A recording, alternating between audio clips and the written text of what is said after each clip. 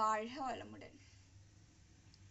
கனிவுடையோர் பேறு பெற்றோர், ஏனெனில் அவர்கள் நாட்டை உரிமை சொத்தாக்கி கொள்வர் அப்படின்னு ஜீசஸ் சொல்றாரு.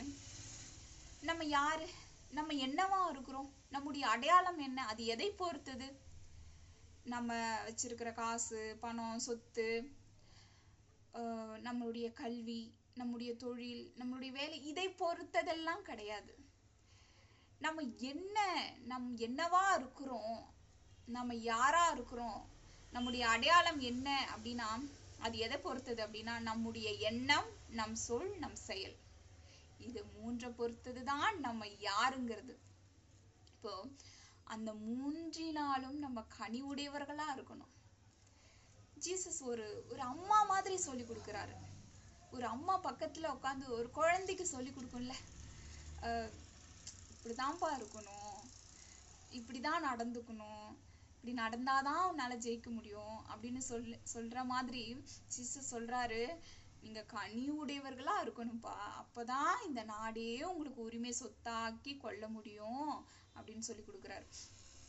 இப்போ காந்தியடிகள், பெருந்தலைவர் காமராசர், அன்னை தெரசா, இப்போ இவங்களாம் நமக்கு யாரு? அவங்க என்ன சொந்தமா பந்தமா? அவங்க கிட்ட அவங்கள பார்த்துருக்கோமா, பேசியிருக்கோமா? ஆனா அவங்கள நம்ம நினைவுல வச்சுட்டே இருக்கோமே. ஏன்?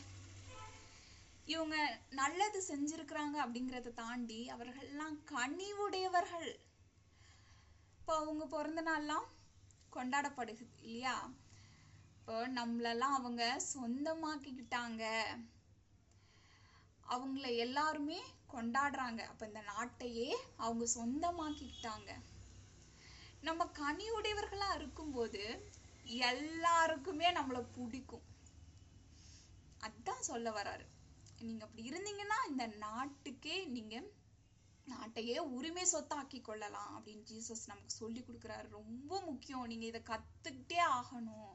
நீங்க கத்துக்கிட்டா மட்டும்தான் நீங்க ஜெயிக்க முடியும் அப்படின்னு சொல்றாரு.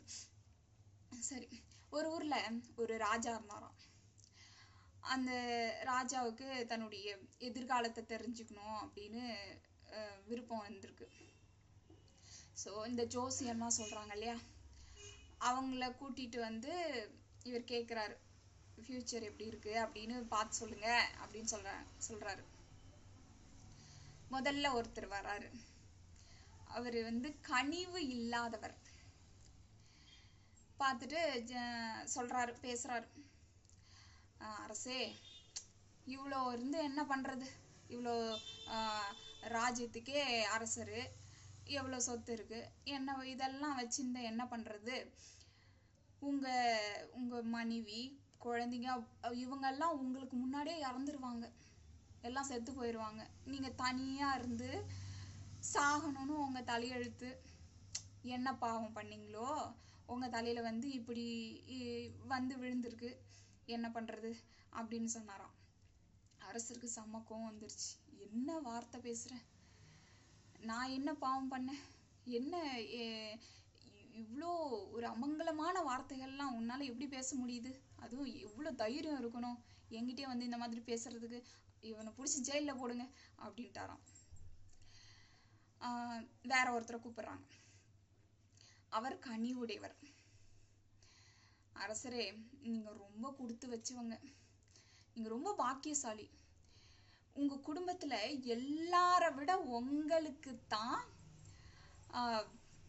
ஆயுள் அதிகம், நீங்க தான் ரொம்ப நாள் வாழ போறீங்க, இந்த நாடே உங்களுக்கு சொந்தமாயிடும், அவ்வளோ உங்களுக்கு புகழ் கிடைக்கும், நீங்க அவ்வளோ வருஷம் வாழ போறீங்க, இந்த நாட்டை ஆள போறீங்க அப்படின்னு சொன்னாராம்.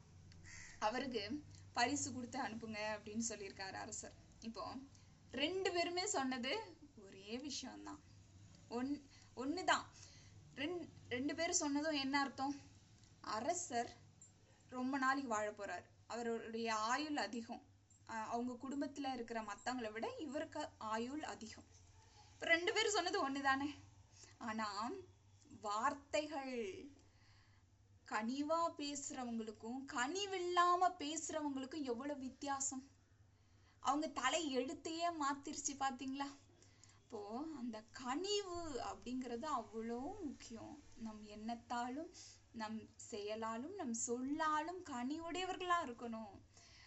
அப்போ நம்மளால எல்லாமே சாதிக்க முடியும், எல்லாமே ஜெயிக்க முடியும், இந்த நாட்டையே உரிமை சொத்தாக்கி கொள்ள முடியும் அப்படின்னு ஜீசஸ் சொல்றாரு.